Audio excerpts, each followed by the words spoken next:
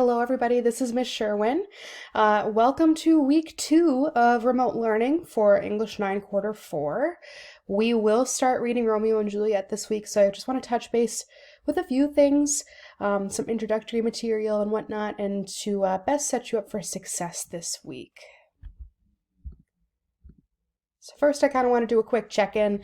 I read through all of your questionnaires. Thank you so much for filling those out. It seems like everybody was pretty much on top of grades last week, which was awesome, and assignments and whatnot.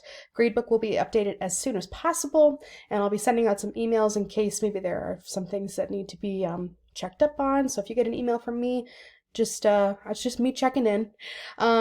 And I am very aware that, you all have very busy lives, with being at home. So if that could look like you taking care of siblings or loved ones or fighting over internet or computers or whatnot, and some of you are obviously very stressed.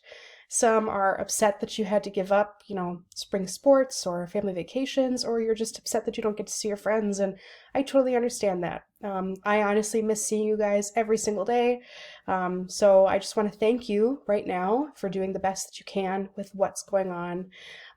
And feel free to email me with questions or concerns, but just try to take some time today for yourself if you can. Don't get too overwhelmed with things because we're going to get through this together. So, this week at a glance. This week, our class folder for week 2, I actually took the advice of somebody in a questionnaire. They wanted to do a day-by-day assignments within our weekly folder. So I took that initiative, and everything's kind of broken down by the day. You don't have to do everything by the day. Like, you could always work ahead if you want to, but just know that a few of the things that you're going to be completing this week are as follows. So first off, it is this instructional video. So you're already watching it, which is fantastic. You're getting that done. After that, you are going to start reading Romeo and Juliet this week, and we are focusing just on Act 1. Okay, all of William Shakespeare's plays are written in 5 acts. We actually spend the next 6 weeks reading it. This week we read just Act 1. As you read, you will be completing a study guide for Act 1. And I'll have the resource available to you just in case you didn't download that last week. That's in our class resource folder, but I will also put a link to it within this week's materials as well. This upcoming Thursday, I'm going to provide an optional Google Hangout for you to log in and discuss with me and anybody else who is present from our class with questions about Romeo and Juliet. I recommend it just because you can ask all your questions before you take the end of the week quiz on Act 1, and I'll go through every scene this week. My only request is that you have your study guide finished before opting in for the Google Hangout. This is entirely optional though, and I know that a lot of people are freaked out by joining a video conference, with their classmates and teachers, and I completely understand that, but I think this is a great resource to use. Feel free to contact me if you have questions or whatnot, but I will put out directions for that as we get closer to Thursday. And as I said, end of the week, finishing it up, you will have a quiz on Act 1, and you will also turn in that part of the study guide for Act 1 by Friday as well. So that's kind of what we got this week. We've got reading, study guide, and a quiz. Possible optional Google Hangout for you if you choose to participate. So last week, I had you do a online discussion forum with your classmates about Shakespeare. So I'm not going to go over a lot of information about Shakespeare since it looks like you guys pretty much got the foundational knowledge. But just to kind of reiterate some main facts, Shakespeare was born in 1564, died 1616. So that puts him pretty young. He was an actor, poet, and playwright. And he wrote 37 plays as well as over 150 sonnets, which is a type of poem. We usually study them, but this year just didn't have enough time. And I do want to ponder the question of why we still read Shakespeare's work. Okay, Shakespeare is one of the, constant bestsellers. He's been in print for an incredibly long amount of time. Schools all across the world study Shakespeare because he has been regarded as the best poet and playwright almost of all time, okay? Or if so, of all time. I have my own, personal ideas about Shakespeare. I really enjoy him, but, obviously I enjoy him after reading lots of his works. If I put myself back in your shoes, I was just as confused reading Romeo and Juliet the first time, and that's totally okay. All that I ask you to do is take what you like and leave the rest. Okay, so if you like a little bit of the romance of Romeo and Juliet, or if you like the action and the street fighting of Romeo and Juliet, then awesome. If you're not a big fan of the language, that's okay, but we're going to move along from it. All right, so just as a little bit of background, in case you don't already know, Romeo and Juliet, one of the most famous Shakespearean plays, is considered a tragedy. Okay, tragedy is one of the three different plays that Shakespeare wrote, along with comedies and histories. And it's a tragedy because there's a lot of death in it, okay? Comedies usually end in marriage and happy things. Tragedies, for sure, end in multiple deaths, I would say, okay? So we kind of already know what's coming. This is a story of two teenagers, Romeo Montague and Juliet Capulet, who risk everything for love. Oh, so cheesy, I know, but we're going to have some fun along the ways, okay? A question that I think Shakespeare pondered as he wrote this play, and kind of where we get our theme, is the question of, is love or hate stronger? Okay? Does love conquer hate, or is it the other way around? And what are the parameters of that question?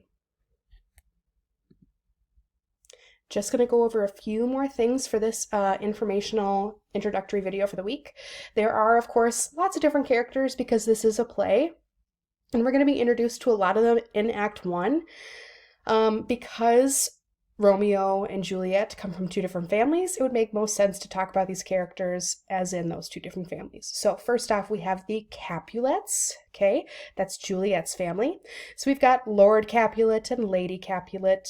If you ever see the writing of just Capulet as a character, we will assume that that means Lord Capulet. Okay, so he's the head of the household. He is the father to Juliet, and his wife, Lady Capulet, is the mother of Juliet. Okay, then we've got Juliet Capulet. She's super young and falls deeply and madly in love with Romeo Montague.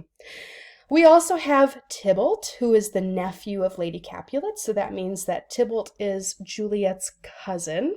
Okay, he's not a fan of any of the Montagues. We also have the nurse who takes care of Juliet. She's seen as kind of a comedic relief, but also a very motherly character. And we also will eventually, not this week, but eventually we will meet Peter, who is the servant to Juliet's nurse. Okay? If you're ever lost with characters, come back and look at this video or look them up online. There's plenty of resources out there. Next, we've got the Montagues. Okay, and I have also kind of color-coded this along with my other videos for this week and the weeks to follow.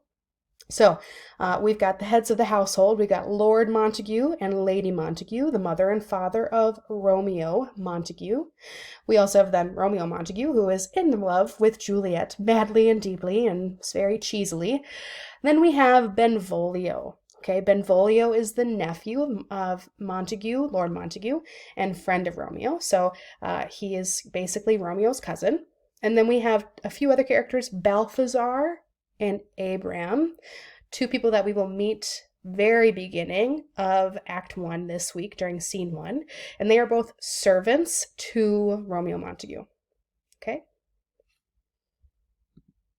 And then to finish it up here, we've got a few other characters that you're going to want to know that don't really fit within a certain household, okay?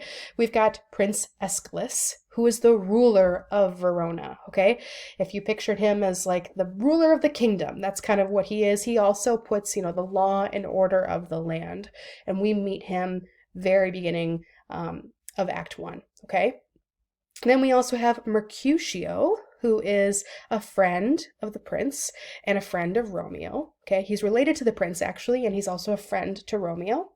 Try not to get Mercutio and Benvolio mixed up because they're often in a lot of scenes together with Romeo. Just kind of come back and revisit this if you need to. Then we've got two religious figures, two priests. We have Friar Lawrence and Friar John, who we won't meet for a while, so no need to worry about them just yet. But we will meet Count Paris this week, who is a young nobleman who is trying his very best to marry the young Juliet. Okay. All right, just one more thing this week. This is my recommended reading schedule to you all, and it's actually what I will put, and I'll organize our folders that way this week. Act 1 is broken up into 5 different scenes, and I will strongly recommend that you listen to the audio this week, and the audio in total is clocked in about 38 minutes. Okay, so in order to break that up, in order to kind of break up your week the best way that I could, I recommend that you start today by just reading Act 1, Scene 1. It's 12 minutes long. Fill out the packet as you go. If you need to go back and reread or look up summaries online or utilize No Fear Shakespeare, which is a modern day translation, go ahead and use it. Tuesday, I recommend that you read scenes 2 and 3, because that's about another 12 minutes or so. Okay.